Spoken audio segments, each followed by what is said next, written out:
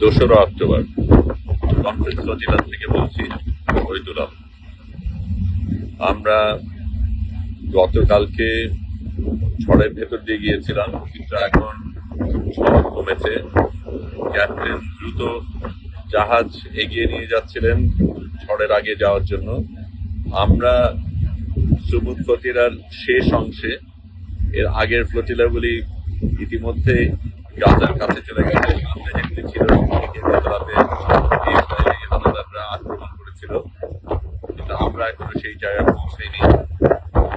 গতকালকে সমুদ্রে একটা তুরস্কের নৌজাহাজ আমরা দেখেছিলাম, কিন্তু সেটা দূরেই থেকেছিল। আজকে কারা আমরা জানি না, কিন্তু আমরা ক্রমশ কাছে যাচ্ছি। আমরা অবশ্যই সেখানে পৌঁছাবো, এবং ইসরায়েলের আক্রমণের কারণে আমরা কোনোভাবেই পেছনে যাব না।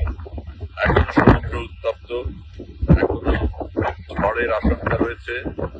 বিদ্যুৎ থেমে গেছে, বৃষ্টিও সকালে থেমে গেছে, কিন্তু আমরা আমাদের মতো চলছি। শহীদুল আলম বলছি, গাজার পথে।